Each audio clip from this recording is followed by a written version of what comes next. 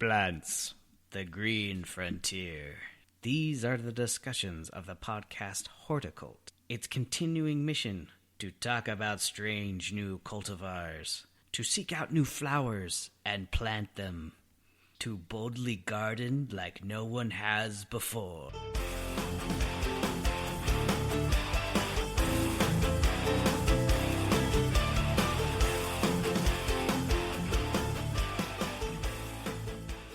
Hey, this is B-Flame for the Horticult. What's up, everybody? How y'all doing? On this episode of the podcast, me and Brad sit down and discuss desert trees. We had a podling give us a shout out and wanted to know some different varieties of desert trees, and so that's what we did.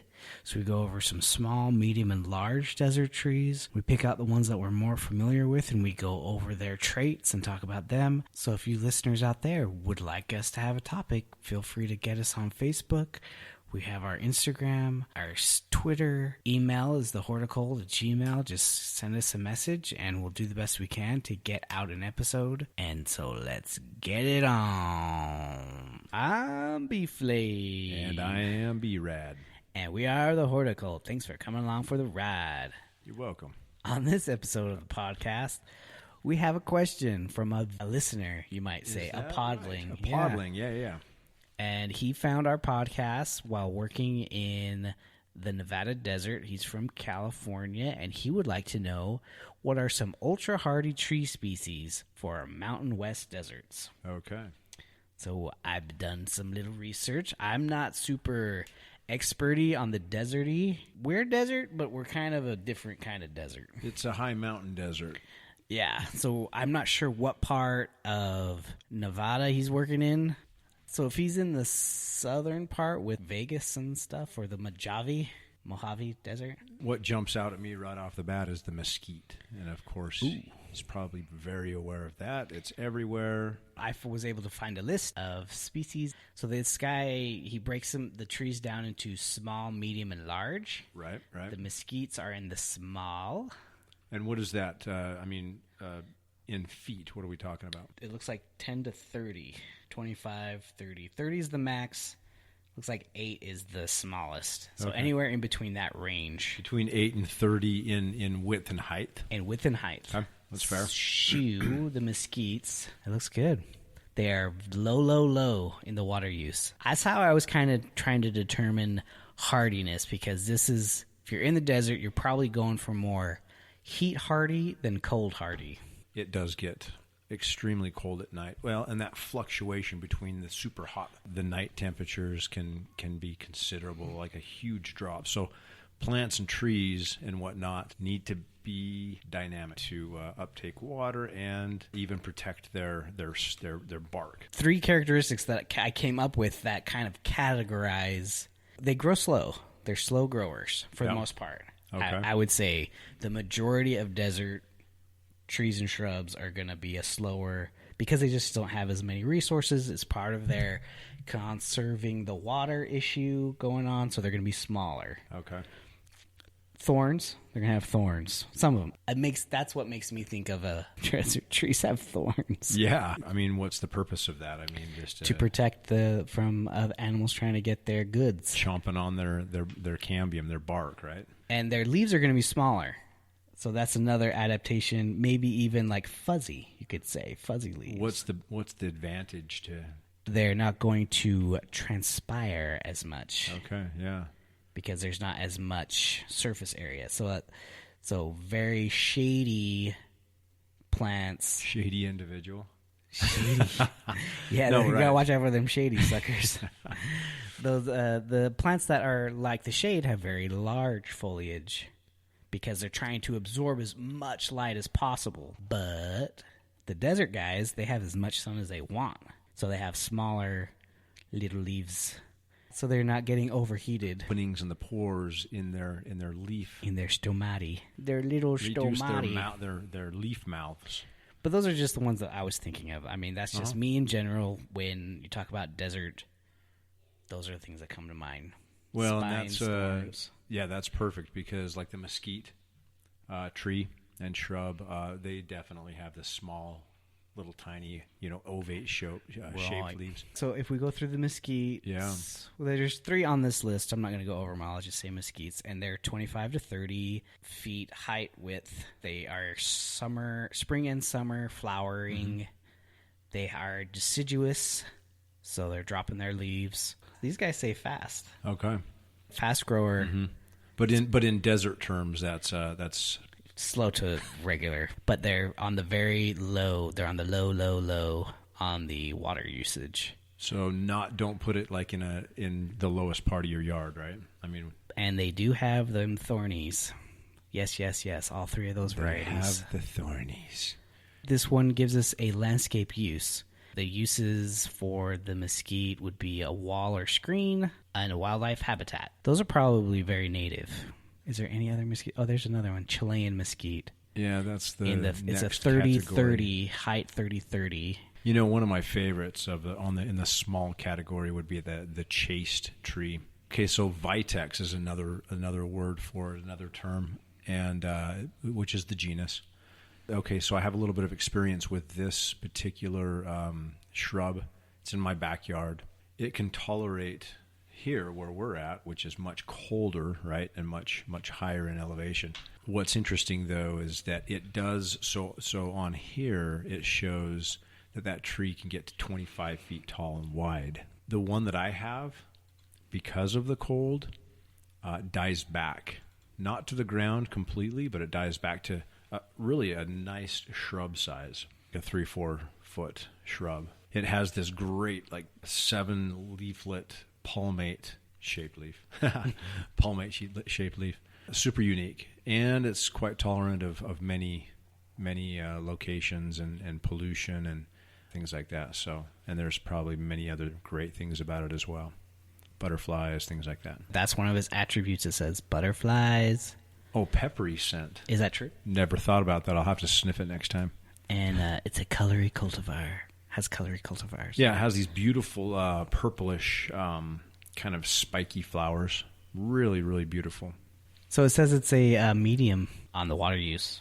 And medium is great because you can... yeah, it can go both ways. It can go both ways. Well, yeah, with my experience, it definitely gets a fair amount of water. And of course, the more water you give your plants, the bigger they're going to get. You either prune them back or you simply just let them go.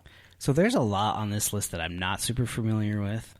Ones that I know that I've heard of that we should use or try to use here that I've never seen used. Japanese pagoda tree. Like I've heard that a ton to use. It can get pretty big. It can get up to 50 feet high and to 50 feet wide. So it's 30 to 50 feet high, 30 to 50 feet wide. Yeah, that's going to be a good shade tree.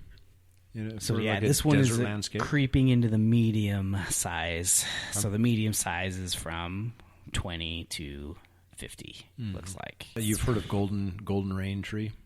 Yes, I have. Not to be confused with golden chain tree. If I had to pick one of those two, I would definitely pick the golden rain. Golden rain over the golden chain. Okay. Just because that's more of a shade tree. It has a habit. I'm familiar with the shape and stuff. It's nice and round. Hardier for sure. It has a taproot. Yeah. That one has a taproot. So be prepared. It is beautiful, and it has a really cool flower, and then it has a really cool pod as interest pre-fall. Mm-hmm. The issue with it is germinates very easily, the seeds. Okay. So you can have a lot of them in your yard. I would say as much as a Norway maple. So the seeds are inside the pod. And then they just are very easily germinated in the environment. So maybe it's a good idea to clean up when those have fallen in the... Yeah, I mean, the seeds are pretty BB size. That's the only knock on that guy. Other than that, I like the shape. I like the leaves. It has a nice... This doesn't go over fall color. I make fun of that's actually something that people... That's actually something that we look for. It's the fall color. But, it's a medium water use. Mm-hmm. It doesn't say anything about seedlings, fruit and seeds. That's actually a litter section on here. And that... The golden rain... Oh, yeah, it does. Okay. There, so that's something to watch out for, the little seeds. The bottle tree, well, I know that it's not able to grow here where we're at, the Wasatch Front, but... Gets too cold here? Gets too cold, yep.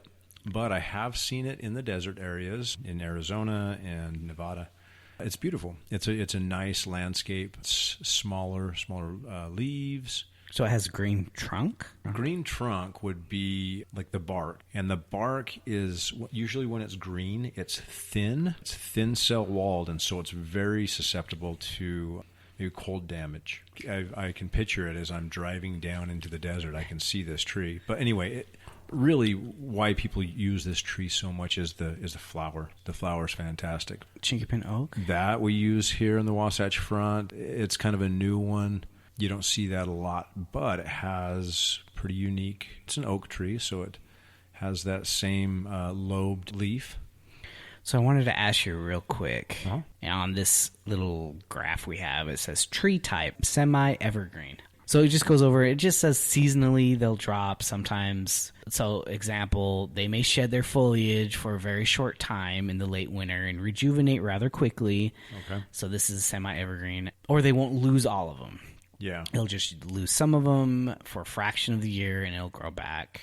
So not to panic when you see it dropping its leaves. They can be labeled as that. I've never seen a tree labeled as semi-evergreen. Yeah. I think I'd be like, what the heck are you talking about? For a second, I thought it was a different way to say a broadleaf evergreen, but semi-evergreen, and then it says semi-deciduous. So it's the same kind of thing. It's just how they label it. Mm-hmm. Sheds its leaves in the cooler months, and it retains them during the milder, warmer months. That's a great question because a whole lot of things are going through my head as far as like the bald cypress and the dawn redwood, these conifers really, but they're deciduous. They drop their needles and leaves. But in warmer climates from where we're at, quite often they are evergreen, but they still need to rejuvenate. And it's like all plants rejuvenate. Every plant out there, whether it's competition for light, so where they retract their chlorophyll, and reuse the nutrients somewhere else. And this is kind of one of those things where it's just kind of shedding its leaves or dropping a lot of them, not all of them. I see this in St. George. So like our desert, the Utah desert portion of the state dropped 90% of its leaves. Some ashes will do that, but then they'll flush right back out. I think it's just a cleaning process that a tree does. Yeah, I had seen that term, and I was just like, what the heck are you talking about? That's very cool. Some of these other ones, these large trees that it has on the list, are more what I'm familiar with, but I wouldn't consider them desert trees. That has a Japanese Zelkova on here. Yeah. I'm aware of the oak holly, but the black locust, I mean, that's not a tree I would recommend at all. Yeah. It's had its time. Yeah. And I wouldn't plant that thing. The thing is, though, is that here, right, Wasatch Front area, the black locust and even the purple robe locust, problems. They're weak. Their bark is weak.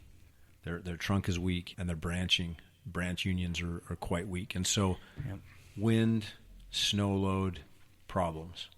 So in order to overcome that, heavy pruning. But we're talking an area of the country, the other states that are more desert-like, lower elevation, where that tree is going to grow slower with less water, because you know how we water here. It's just like dump buckets and buckets of water, and that's not going to do this locust any good. I think that's a great mention as far as the locust in a desert-like area, for sure. It even has them listed as medium, so I'm surprised about that too. Medium, possibly, yeah. You could err either on one way or the other as far as the water intake. I don't think you can find those commercially here. Black locust. Yeah, they do have some that you can like buy different varieties now. Yeah, I've seen some in the Springville municipality park. It's kind of like in Orem where they've created this little arboretum, and so they're just like trying to diversify as much as possible, and which is cool. But you'll walk by and you'll be like, whoa, what is that crazy, like, black-barked tree that has these leaves that you recognize, but for some reason you've never seen them before. It does have on here the lacebark elm, which I am a fan of lacebark elm. Yep. And they have a bunch of varieties of that too. That's one of our semi-evergreens. Oh, cool. That's a big daddy too. Yeah, 50 plus feet wide, 40 to 60 high. Oh, it says medium, moderate. Okay. Moderate growth. That's fair. I mean, that's what we planted in the parking lot in American Fork at the Marinda place. Yeah. It's lacebark elm, yeah. I think the other thing that is a desert kind of characteristic, tolerant to salt. Yes. That's one other thing I just thought of. Alkaline soils. These guys can tolerate alkaline soils. The lacebark elm. Well, that for sure. Yeah. Just as an overall, like, kind of, when I think of a desert tree, be without water for long periods. Okay. Has hardwood, almost brittle wood, Yeah. thorny, deep roots, or shallow. Could it go either way? It could go either way. Yeah, shallow and then maybe just expand further on the surface of the soil. And that water percolates super fast. It wants to grab it right away. Yeah. So the Fraxinus, in the Fraxinus genus. Yeah. A lot of us know the ash group. Well, they're all the same family, Velutina. which they just have different little cultivars off of it. Yeah. So it's the same thing. Oaks, there's a fair amount of oaks that... If you got a lot of time for your yard to develop, oaks are pretty freaking awesome. Little super mini side note up at Red Butte Garden. The arboretum there, and I see on the list here live oak. They had a grove of these live oaks that were hybridized from Cottam. It's Cottam's groves. He had hybridized these oaks together. They didn't lose their leaves. Normally they're deciduous, right? These guys were evergreen. Nuts. Super cool. And oaks are super strong. So it's like, okay, the snow load would come in and they would pile up on the trees, and oaks are tough as nails. No problem. There was no breakage. There was no issues there. So a hybridized live oak. Yeah. Booyah. Cool. Well, those are just some that, I mean, there's actually quite a few that you can find.